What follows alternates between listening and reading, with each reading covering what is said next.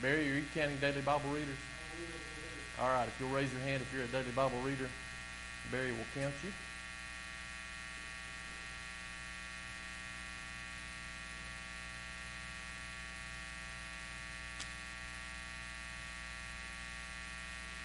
And if you need a book, he's got books too.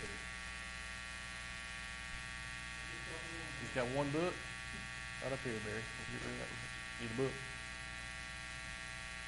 All right, I think we're good. Thank you, Barry.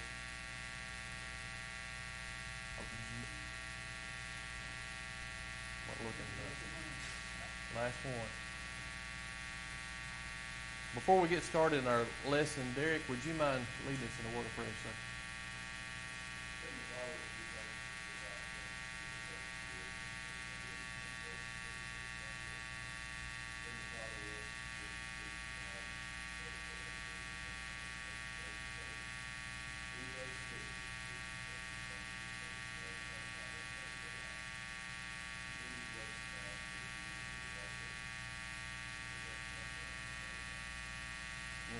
Thank you, Derek. So we are on Lesson 13, the book of Daniel, and I've been fortunate up until today to have some pretty easy lessons, I thought. We talked about the fiery furnace and Daniel in the lion's den, some that were very familiar to me at least. And then we get to this one, and I'm going to pay for those that were easy because this one is a lot more difficult and a lot of apocalyptic Scripture, very similar, I think, to the book of Revelation. And when it comes to chapters like we're going to look at with Daniel chapter 12 and parts of the book of Revelation, I think a lot of times we take one of two approaches. We either say, that's too hard, that's too complicated, I can't understand that, so we ignore it and go and study something else, which is not a good approach. Or some people get so bogged down and it frustrates them so much that they can't understand every little detail that they just get bogged down in trying to understand those details and they miss the overall big picture. And I hope this morning that we see some things that I look at as the big picture stuff in this lesson. And when you talk about really big picture stuff in the book of Daniel in general, one thing that pops out to me is the sovereignty of God, that God rules in the affairs of nations. He has the ability, has the power, the control to use us and use nations to accomplish His will. That's what He did in the case of the Babylonians, the Chaldeans, overtaking the Jewish people, and it was a way of punishing these Jews. And unfortunately, the message that Daniel is going to receive here in this chapter is that things are going to get worse before they get better. They have already been through a lot of turmoil, a lot of tribulation. Daniel and his contemporaries have been in captivity for a number of years, and that turmoil is going to get worse. But God wants to give them some things to think about and wants them to know that He's still around, that He's still thinking about them and cares about them. Soon after he finishes this book, and it's not going to be very long until God stops speaking to His people, and He stops speaking to them for a period of about 400 years, and that would have been a shock to them because God has always been in communication with these people up until then. Even when they didn't listen to Him, He was communicating with them. He would send prophets to tell them what His will was and to send messages through those prophets, and that is going to be put on hold for several centuries. But before He does, He has some things that He wants to get across to them. And chapter 11 is really where I want to start because chapter 11 really is where he begins talking about some things that are going to take place and some turmoil that's going to happen later on, even centuries down the road, particularly in verse 21. There's reference to a very wicked king in chapter 11, verse 21. And in his place shall arise a vile person to whom they will not give the honor of royalty, but he shall come in peaceably and seize the kingdom by intrigue. Now, that's one of those things that we have in hindsight because we have records and historical things. We know that that wicked king, that vile person, was a man named Antiochus IV. Antiochus IV, and he brought a lot of hardship on God's people. Now, Daniel is prophesying of something that's going to take place several years down the line. Antiochus would come to power in 175 BC, and Daniel got this revelation somewhere in the 500 BC kind of period. So a lot of years down the road, God is letting Daniel know that this wicked, vile king is going to come. And our book, or the teacher's book, says some things about that king that would cause hardships for God's people. The writer of this book says, Daniel prophesied of the time when the people of Israel were to fight and die as they resisted the demands of Antiochus IV. The Greek ruler in the early 2nd century BC ordered the Jews to burn copies of the law and to stop the offering of sacrifices. Another thing that he did is he built an altar in the temple to one of his gods and actually sacrificed a pig on that altar, which of course would have been a huge slap in the face to the Jews because pork was an unclean meat.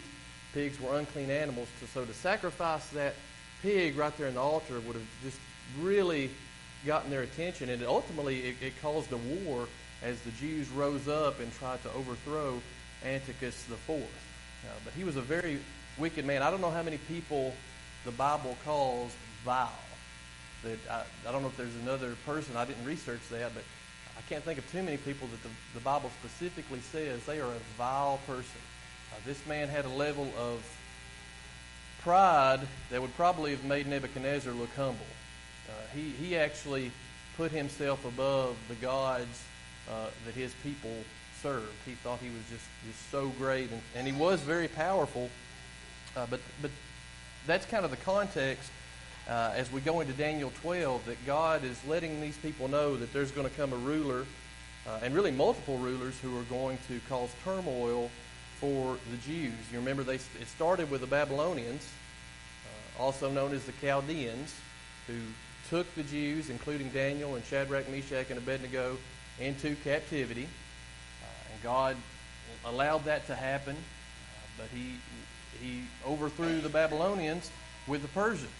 And the Persians, including the King Cyrus that we studied about earlier, and eventually they were overtaken by the Greeks. And eventually the Greeks are going to be overtaken by the Romans. So again, through all of this, you see the providence of God. You see that God has the ability to use men and nations to do whatever His will is. And now in Daniel chapter 12, we're going to read that together. Historical events related by Daniel sort of blend into a description of the judgment and what we'll call the end of the age. And I'm not going to get too bogged down in some of these details, but I do think there are some big picture things that we can look at and hopefully learn from. So let's read Daniel 12 together. We'll read the entire chapter. At that time Michael shall stand up, the great prince who stands watch over the sons of your people. And there shall be a time of trouble, such as never was since there was a nation, even to that time. And at that time your people shall be delivered, every one who is found written in the book. And many of those who sleep in the dust of the earth shall awake, some to everlasting life, some to shame and everlasting contempt. Those who are wise shall shine like the brightness of the firmament, and those who turn many to righteousness like the stars forever and ever. But you, Daniel, shut up the words and seal the book until the time of the end. Many shall run to and fro, and knowledge shall increase. Then I, Daniel, looked, and there stood two others, one on this river bank and the other on that river bank. And one said to the man clothed in linen, who was above the waters of the river, How long shall the fulfillment of these wonders be? Then I heard the man clothed in linen, who was above the waters of the river, when he held up his right hand and his left hand to heaven, and swore by him who lives forever, that it shall be for a time, times, and a half time. And when the power of the holy people has been completely shattered, all these things shall be finished. Although I heard, I did not understand. Then I said, My Lord, what shall be the end of these things? And he said, Go your way, Daniel, for the words are closed up and sealed till the time of the end. Many shall be purified, made white and refined, but the wicked shall do wickedly. And none of the wicked shall understand, but the wise shall understand. And from the time that the daily sacrifice is taken away, and the abomination of desolation is set up, there shall be 1,290 days. Blessed is he who waits and comes to the 1,335 days. But you go your way till the end, for you shall rest, and will arise to your inheritance at the end of the days. So there's a lot of information in there and a lot of details, like I said earlier, that we can get bogged down in trying to understand. For example, the verse that says in verse 7, where it talks about that it shall be for a time, times, and a half time. Now, most commentators agree, or the ones that I've read anyway, agree that that's a period of 3.5 years. That times is a year, or time is a year, times plural is 2 years, and then a half time adds up to 3.5 years. Now that makes sense to me. I never would have figured that out just by reading it if I didn't read people who were a lot smarter than me. But they think it's a period of 3.5 times, and yet not everybody agrees on that. And those who do agree that it's a period of about 3.5 years, they don't seem to agree what that 3.5 years is. Whether that's a period of intense struggle right before Christ was born, some people think that.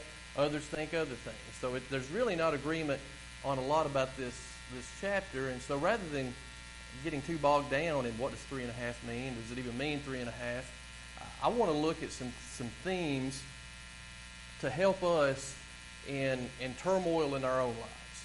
Because that's really what this is about. That's what chapter 11 and chapter 12 is about. Is God is telling his people that there's going to be some bad things happen. It's going to last for a while, but it's not going to last forever. And ultimately, there's going to be a time when the good are going to be rewarded and the wicked are going to be punished. And 3 things jump out to me in this chapter, and that is when it comes to times of struggle and turmoil, God knows and understands, God is still in control, and God has a plan. And I think we can take some of these verses, and those 3 things are going to keep coming out. And let's start with that God knows and understands. All right, back in verse 1 of chapter 12. At that time Michael shall stand up, the great prince who stands watch over the sons of your people, and there shall be a time of trouble, such as never was since there was a nation, even to that time. And at that time your people shall be delivered, everyone who is found written in the book. So I mentioned earlier that soon after follow along the reading Daniel, there would come a time when God would stop speaking to his people for about 400 years. And you can imagine that if God has always been in contact with you as a nation and all of a sudden he's silent, it would be easy to say, well, God doesn't care about us anymore. It'd be easy to kind of have that thought come in your mind that God doesn't care what I'm going through, what we as a people are going through. He may not even know what we're going through. And God is preparing them for that. He wants them to know, I know what's going to happen to you, but that's not going to be the end. That you're going to get through this, but there are going to be some things that happen. And in our own lives, we all have turmoil. We all have stuff that we're going through. Everybody we run into has some type of a burden. Now that burden might be relatively small. It might be a really big burden. Okay, like a health issue or a relationship problem or financial things that we go through. But all of us have stuff that is on our minds and turmoil in our lives at various times.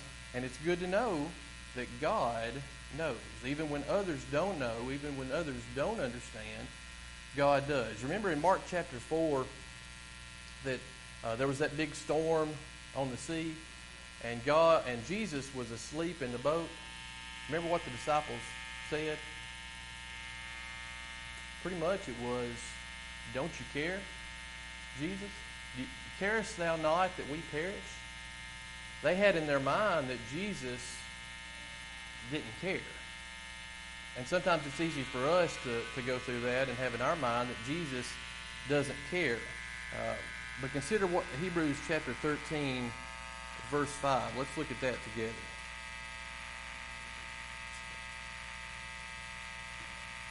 A comforting passage of Hebrews writer says, "Let your conduct be without covetousness. Be content with such things as you have, for he himself has said, I will never leave you nor forsake you." So in times of turmoil, it's good to remember that God is still there. He's not going to leave us. He's not going to forsake us. The video that we watched, if you were here Wednesday night, we watched a video while Edward was away, and the speaker mentioned 2 Timothy chapter 4. And in that chapter, of course, Paul mentions all the people that had forsaken him. And he mentions that everybody had left him. In verse 16, "At my first offense no one stood with me, but all forsook me. May it not be charged against them." But then that next verse, "But the Lord stood with me and strengthened me, so that the message might be preached fully through me, and that all the Gentiles might hear. And also I was delivered out of the mouth of the lion." So even when everybody else left, God... One way or another, I'm gonna find you. I'm gonna get you one day, maybe next week. God wants them to talk about these big names, Amazon, Alphabet. It's fun. Speaking directly to them, he still knew and he still cared. And sometimes just knowing that somebody cares is enough to get us through a hard time. If we know that there are other people, or even if we just know that God cares, it's enough to get us through a very difficult time.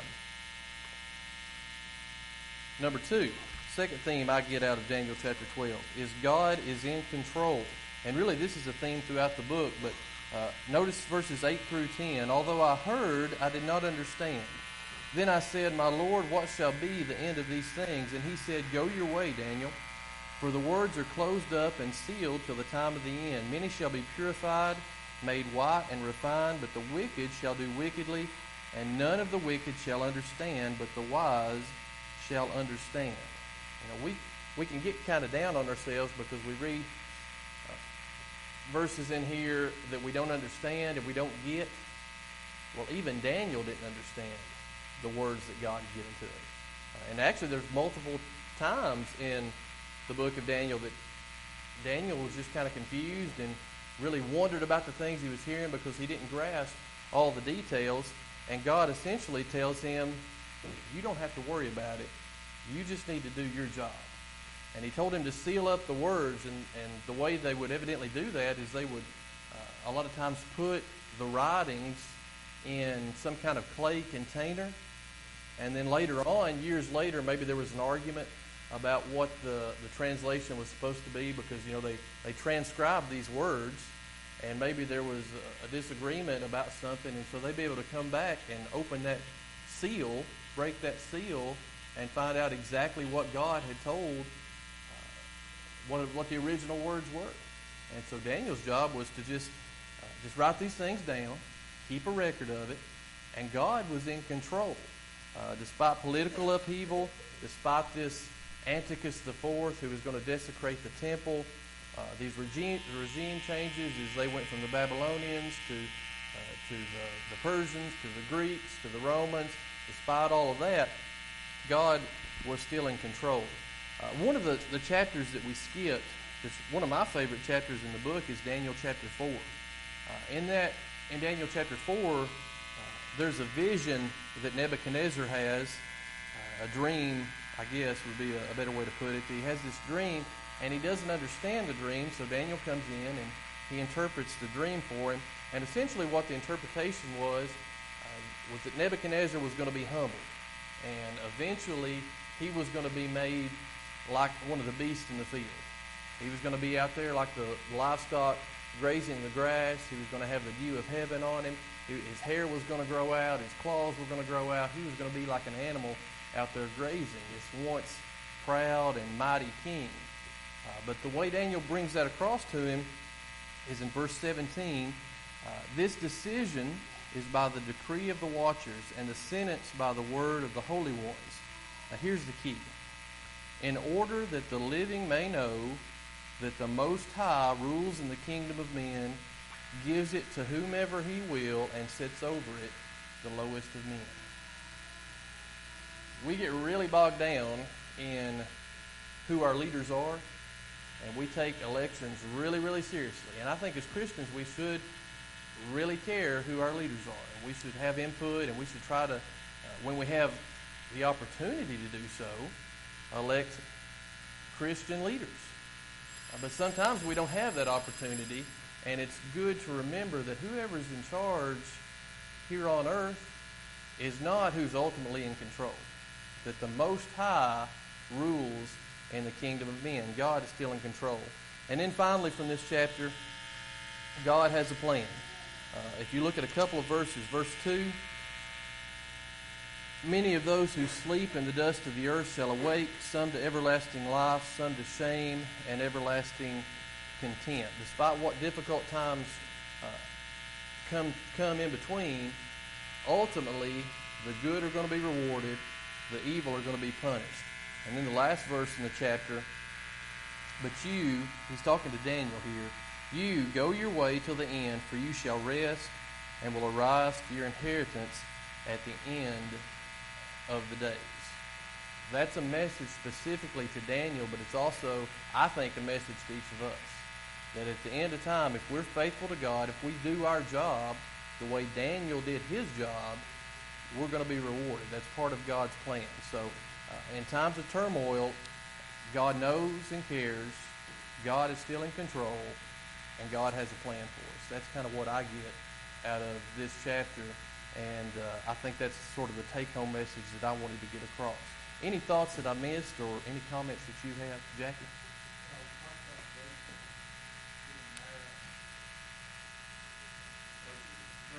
Mm-hmm.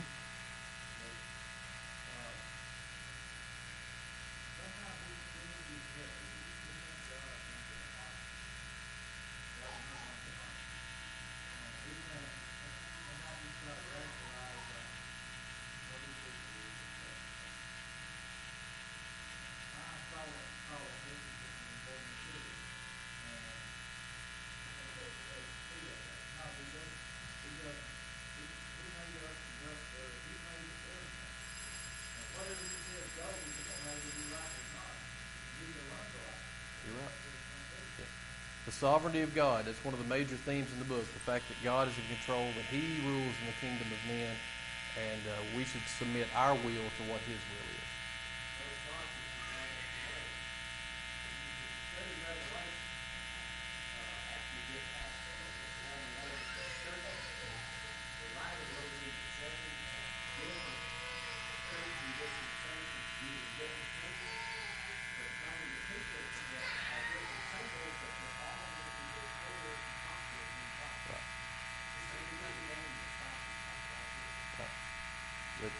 Again, the just, the righteous, those that try to serve God, they're going to be rewarded. And those that don't are going to be punished. Thank y'all for those comments. Appreciate each of you being here.